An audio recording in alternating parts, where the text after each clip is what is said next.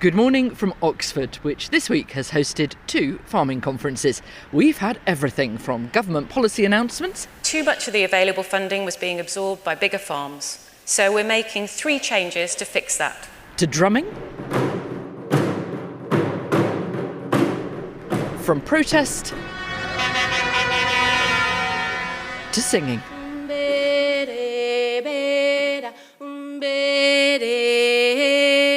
We are here because we care about this land.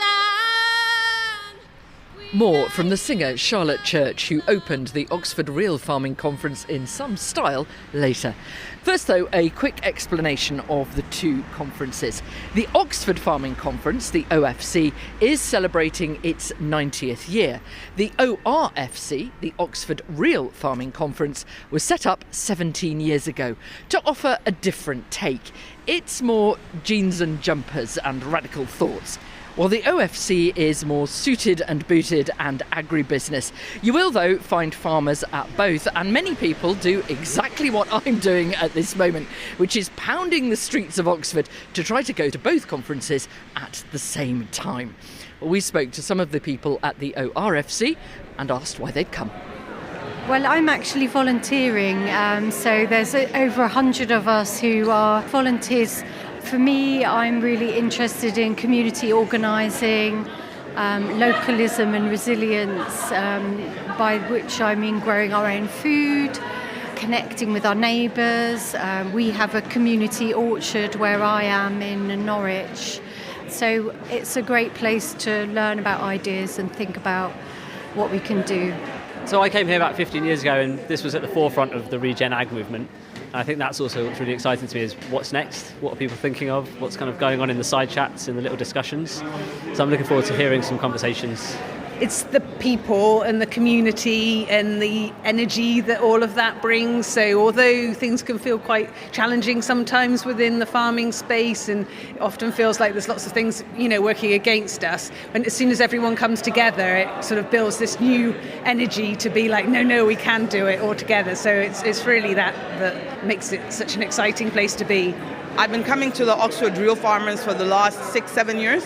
And one of the things I find is a networking opportunity at a conference like this, to be able to share a space with like-minded people and to continue the campaign and the road forward to try change things, especially on a food systems front. My name is Jamie Field and I run a charity called Jamie's Farm. I'm moderating a panel this afternoon on neurodiversity in farming. I've not been to the conference before. And first impressions? A real good energy, a lot of hope. Last night I was at a dinner where the 2 conferences came together, and I thought that was really interesting, that sort of bridging the gap between all the different folks involved in farming, and it feels like, there's some hope in the air. People at the Oxford Real Farming Conference there. Well, the role of science and technology was discussed at both conferences. At the ORFC, they looked at how to build meaningful collaboration between farmers and researchers. I spoke to George Bennett from Sandy Lane Farm. It's just 8 miles from us here in Oxford. It's organic and they grow veg, which they sell at farmers markets, through their farm shop and in veg boxes. They also sell their software platform to help other veg box schemes. I asked him how much scientific research feels relevant to his farm business. We do a lot of things intuitively because it makes sense to us. And personally, I'd like to have a lot more research behind what we do to give us credibility to those people who may be cynical about what we're doing. But I'd like to see more collaboration with the scientific community with that. So you feel you're doing your own experiments, as it were? Yeah, I feel like we're kind of working it out, trial and error. I've learnt a lot from my peers and from other people who are making mistakes, and I feel like I'm making mistakes. I feel like if we can share our knowledge and back that up with research and scientific rigour, then I think we can accelerate what we're doing a lot quicker.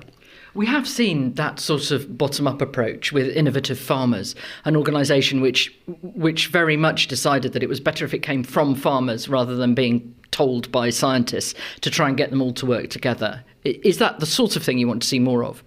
Actually, I want to see more collaboration both ways. So there's lots of information out there that we're not seeing, and there's lots of questions that farmers want to ask that are maybe not being looked into. What we're seeing with the focus on regen and organic in general is that a lot more focus has gone on to being innovative in this area. But I think it's very fragmented. There seems to be lots of different, even in governmental circles, there's lots of different initiatives to disseminate information. And I think it needs a bit more joined up approach so that we can cross those boundaries and disciplines. Are you talking about scientific proof that what you're already doing is working so you can market it? Or are you talking about finding out new things you can do with a scientific basis? Yeah, I think that's both. I certainly would like to have scientific proof that what we're doing is good. And there may be assumptions that I've made that are wrong, and I'd like those to be opened up. But certainly I know that there are elements within soil health and systems that I'm unaware of, and even different models of farming too. So there's a whole lot of information out there that could be better served if we were collaborating better. Farmer George Bennett. Now, agriculture is devolved, so each of the 4 UK nations make their own decisions and have developed their own post-Brexit support schemes. At the OFC, the Oxford Farming Conference, ministers from Wales, Northern Ireland and Scotland had their own session. Jim Fairley, Minister for Agriculture and Connectivity in the Scottish Government, highlighted the different support that Scottish farmers will get. Where England now pays farmers only for the environmental work they do, the Scottish Government will retain a payment based on how much land farmers have.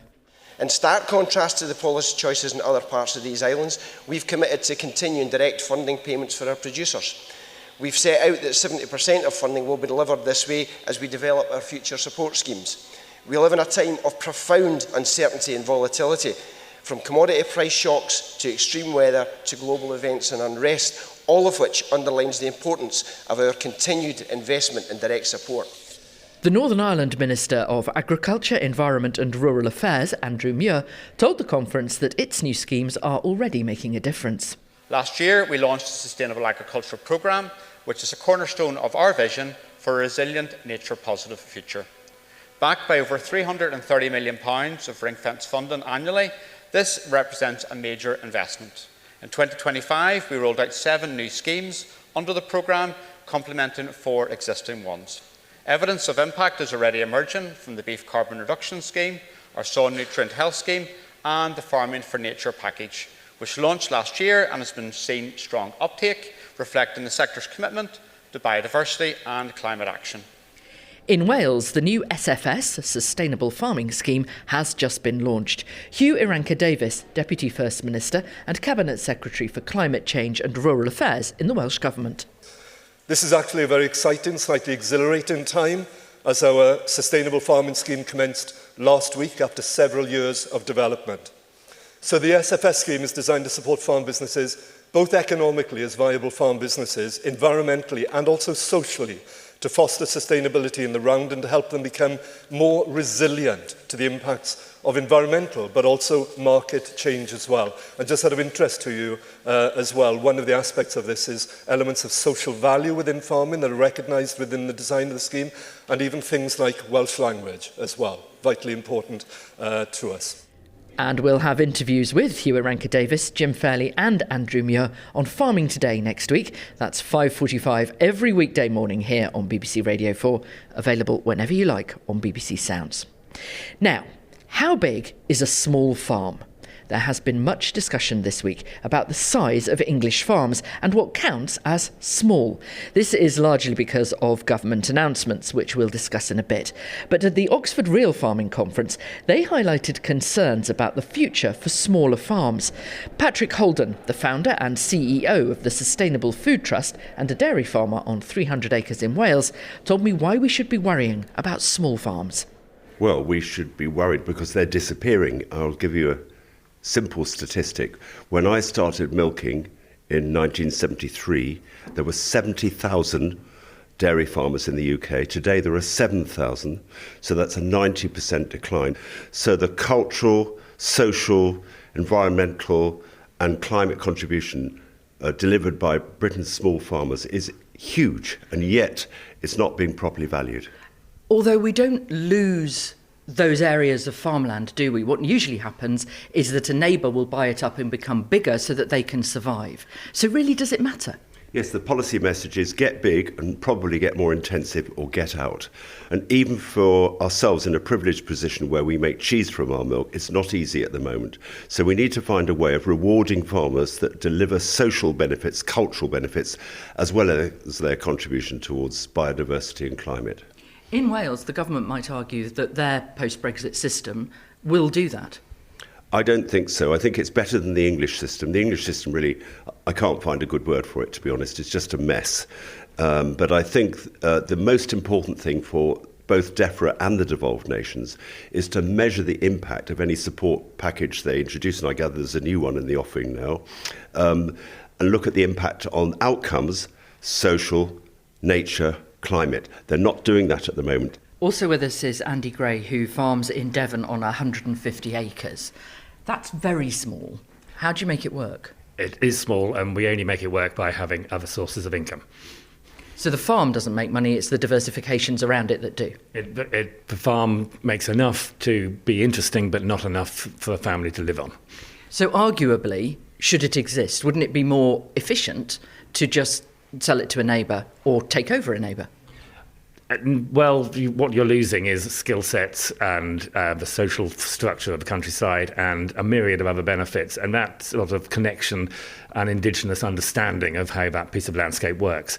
And it then just becomes more of an amorphous blob in amongst bigger farms where the interpretation of how to farm that is lost. Now, there is a change which is being announced over at the Oxford Farming Conference by the Secretary of State today, with the Sustainable Farming Incentive, the SFI, which pays farmers for the environmental work they do. There are going to be 2 application windows, one in June for small farmers and one in September for bigger farmers. The idea being, I think, that that's a way of supporting small farms. Will that help you? Any certainty is helpful. We're actually in our second year of our existing SFI, which means that by the time we finish, we still won't know what's going to happen after the next one. So it's the long-term stability of policy, which we really do need as farmers. Nobody else expects to go sort of on a 3-year cycle of whether or not they've got a particular income stream. So yes, it's helpful, but it's aimed at small farmers, but it's still pretty wishy-washy when it comes to our future. Farmer Andy Gray. Well, anyone trying to find the Oxford Farming Conference on Thursday simply had to follow the noise.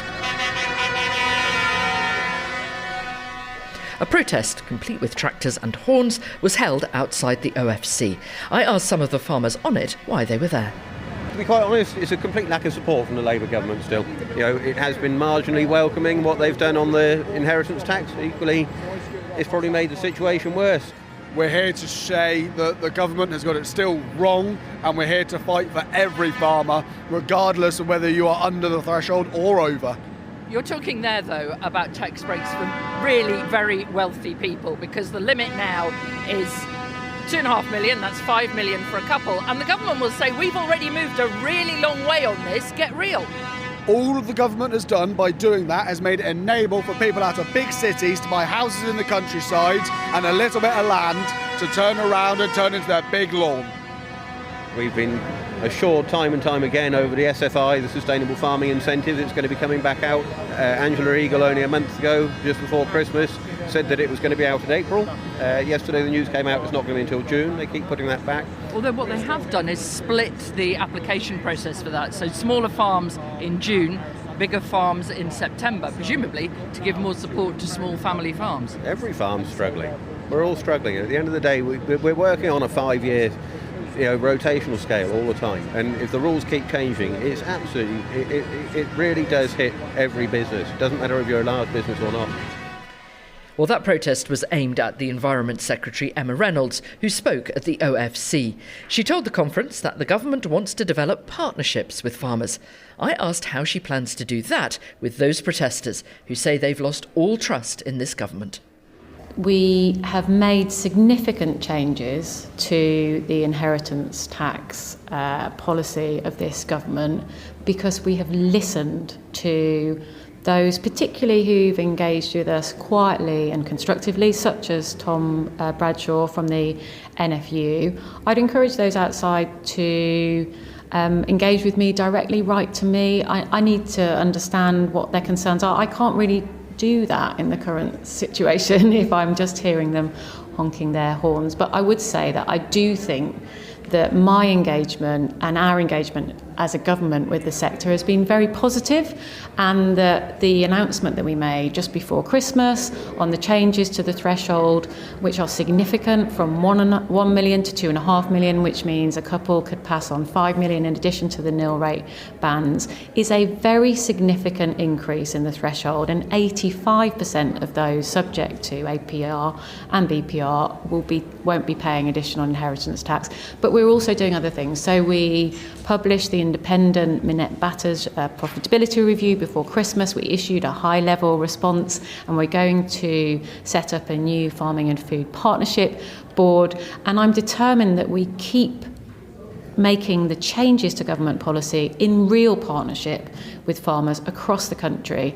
And as I set out today, also the SFI, the new next iteration of that, will be done in close engagement. I set out some principles today, but we're still going to engage on those principles before we set out the detail a little later this year.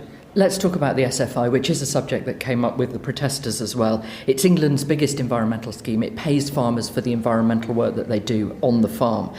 You've said that when it reopens, because it was closed very suddenly last year, it will reopen in June for applications from small farmers and people not already in a scheme, and then in September for everybody else. Why that split? Well, we think that it is right that we make this scheme, which, as you say, is a very, very significant part of the government's agricultural budget, more accessible and less complicated. So we had an explosion of the number of actions that are funded from 23 a few years ago to over 100. We want to make it less complex, simpler, easier to access, and we want small farms as well as the bigger farms to be able to access the funds more easily. Why is that important? This is an environmental payment. It's public money for public goods. As long as the work's being done, why does it matter where it's done? For two reasons. One, fairness, and we are a Labour government. We want more farms to benefit, and we want more areas of the country to benefit from the environmental outcomes that this funding is providing. Just briefly, what is a small farm? Well, we're going to set out further details about the SFI. One proxy for small farms has been 50 hectares. Which is 123 acres, which is very small. Well, we haven't said that that will be the definition. I've just said that that's what's usually used, but it will be an acreage definition. It won't be a revenue definition. You talked a lot about collaboration in your speech. How do you imagine that looks for farmers? Sure, well, it's already happening in some parts of the country, and as Minette Batters said in her report, where we do see farms coming together, sharing best practice, in some cases sharing equipment, we know that they are able to boost their productivity, boost their profitability. So we will set out further details of the Farmer Collaboration Fund, £30 million over the next 3 years, but it's really to drive that collaboration, to boost the profitability of farms, and I'm really excited about helping the farming community do that and building on what they're already doing. Environment Secretary Emma Reynolds. There was a typically polite reaction to her speech in the hall. We asked delegates what they really thought. We use a lot of SFI at home, so when they suddenly pulled SFI, it was a real shock. So hearing that the schemes are coming back and in a much more manageable way with less choice will be great for us, I think. Yeah, what I heard from the Secretary of State was a clear understanding of all the issues that farming is facing at the moment, and I think that's got to be the first place to get to. I think time has gone by, that's not been the case. Obviously the long road ahead is for those issues to start to get resolved with some clear action plans. It is quite a pessimistic time. Maybe this change in inheritance tax recently, it's shown some positive signs, but I think it's had a real major impact on farmers' mental health, and I think the stability is needed from the ministers for the future to increase the confidence. Delegates at the Oxford Farming Conference there. Now, these conferences aren't just about big discussions and big decisions. There is a lot of meeting and eating, of exchanging ideas and sharing experiences. Those who made it to the opening session of the ORFC this week probably weren't expecting this. We are here to work with the soil. We are here to work with the wild. We are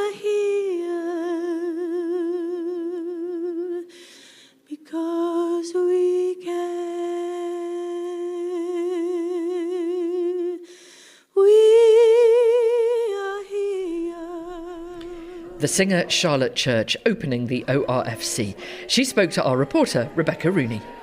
So, Charlotte, you kicked off the Oxford Real Farming Conference, got a wonderful reception. You were there looking very beautiful in your embroidered dress and bare feet. Yes, always. I literally can't sing without having my shoes off. It just makes me feel far more connected. And what's brought you to the Oxford Real Farming Conference? Well, I am custodian of a beautiful parcel of land in mid Wales, which I care very, very deeply about. So I've been on a real journey in the past 5 years of understanding the ecology of the place. It's 33 acres of woodland and about 13 acres of pastureland. But also just starting to become more and more deeply involved in the care of the ecosystem, understanding about the importance of biodiversity and the interrelationality of the sort of different ecosystems, and then potentially start to grow food. And yeah, I'm a very curious cat, so I'm here to learn. And in terms of the ideas or the atmosphere here, what do you make of the farming conference? Is it what you expected? Is it what you hoped for? It's a lot more progressive than I expected, I'll be honest. This is sort of my first foray into the farming community. And I think that often you have people like Jeremy Clarkson who have been quite visible in that movement. And has quite strong opinions about things. And so I've been really happy to meet lots of farmers who are deeply, deeply involved with their land and their waters and their animals. And there is a real sense of emotion around it, which I don't think I was expecting. But it seems that there are lots of people here who are very emotionally involved with Mother Nature. In practical terms, what are you hoping to get for? Have you got any sessions penciled in? Well, I've got lots of complex stuff going on, as many people do. Things like, a 33-acre woodland, which is mainly monoculture. We've got a lot of diseased larch, but it's on a very steep hill with terrible access. It's also been overgrazed. We're in the uplands area. It's been overgrazed by sheep for a long time. So the first thing that I've done is just taken the sheep off, give the land a rest, let the grass grow. And there's already a lot of biodiversity where we are. We're in a Celtic rainforest area, but there are also lots and lots of challenges, as there are with so many ecosystems nowadays, as well as the practical stuff. Because I also want to be much more hands-on, where in the parcel of land that I belong to now, and that I'm actually getting my hands in the soil. I'm actually understanding, through my body, what's happening in the ecosystem. And in terms of just feeding a nation and putting enough food that people can afford on their plates, the systems that you've described wouldn't produce enough food. I disagree. I totally disagree. And when you look at the ways in which indigenous food systems have been built and managed for thousands of years, and I know there's a whole idea of, we've got a lot more people on the planet now, but there are so many things that can be done. There are so many ways in which to think about this, and the ways that we have been thinking about it are not working. The ways that we have been thinking about it are massively degrading our soils and our ecosystems. But, I think it's inevitable that there is enormous change coming. We really have to think about all of the systems that we have in place differently, and food is at the centre. Actually, the people who are working on the land and with the land have the most important role in the whole world right now. I'm here to have my mind opened and my perspective opened, and I also understand that there is a huge responsibility that farmers have to create a certain amount of food every week, every day, every month. And so, I'm here to learn, and I'm excited. Charlotte Church, and that's it from us here in Oxford. I'm Charlotte Smith. The producer is Rebecca Rooney, and Farming Today this week is a BBC Audio Bristol production.